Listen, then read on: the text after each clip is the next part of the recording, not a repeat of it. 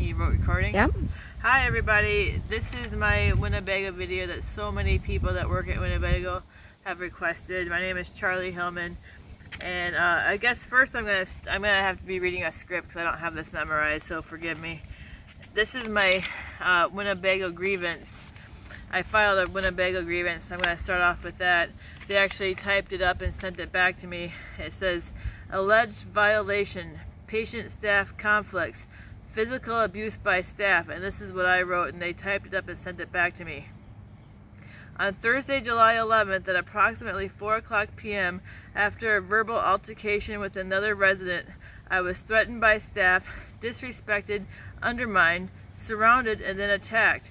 The whole takedown is under CIA surveillance and will be provided in court. My right arm was almost broken, and I was on the board for almost 2 hours, causing bruises and major boredom. So yeah, that's why they call it the board, because it's so boring. So anyways, now to the jokes that were requested. Shout out to Trevor, the ladies' man, who I would always catch flirting with just about every female PCT and nurse on staff when I come around a corner. Anybody with that much game must be compensating for something. Either he hasn't been laid in 10 years or he is batting for the other team. And then here, Kristen requested a joke. Kristen, you know, the lady bun, Kristen. She wants me to make her famous, you know, like the line from Young Guns 2 that Billy the Kid would say before he kills somebody. I'll make you famous. So anyways, I'll make you famous, Kristen. I'll stick a serial killer on you, like Freddy Krueger. Sweet dreams, Kristen.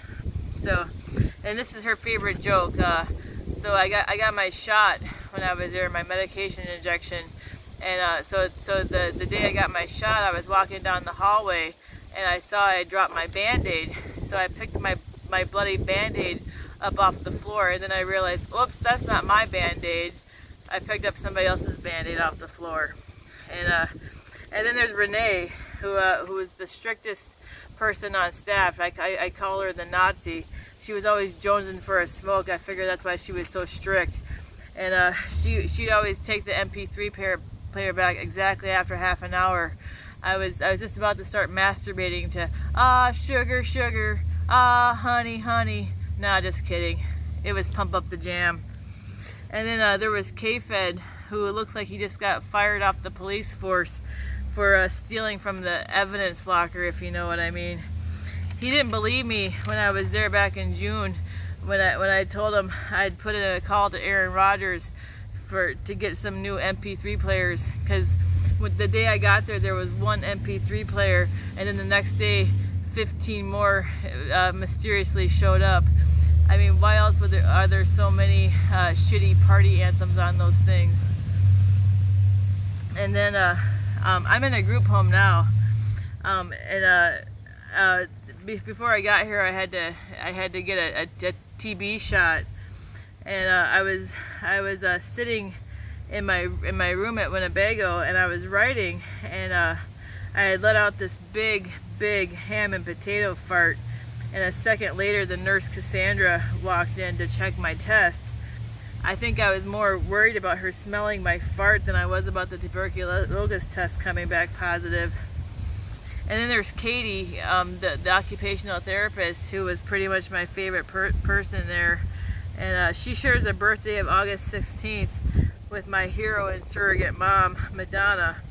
And the best birthday gift I can give Katie is some advice for finding the perfect man, straight from Madge herself. Stop bedazzling your vajayjay. I know you like to get those rhinestones on with the hot glue gun, but enough's enough. And here's one for Riley. The last thing I heard someone say to you was, "You're so ugly." Ah, no, you're not, Riley. You're very cute. Just ask your mom. You're only ugly on the inside. And here's a special request joke for the RN, Craig, who said that he liked my deflated football joke from my last video. Well, I'm about to deflate your ego. I don't care how many times you take your glasses off and clean them and bat your eyes at me, Clark Kent.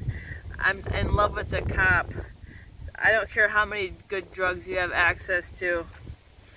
And Dennis, don't worry, I won't tell anybody about your erectile dysfunction. Remember, meditate before foreplay. You do know what foreplay is, right? And thanks for tackling Brittany when she came at me for the umpteenth time. My hero. Yeah, Brittany. If I ever see her again, it'll be too soon. I'd like 5 minutes alone with her to give her something her parents never did, if you know what I mean. Some fucking accountability. And she's got the filthiest mouth for an 87-pound white girl. I'd like to drop her off in the middle of a bad neighborhood and see how long she lasts. And good riddance to Chaplain Dave, who said that there was no sex in heaven. I should have gave him a handy before as a going away present. Later. Thank you.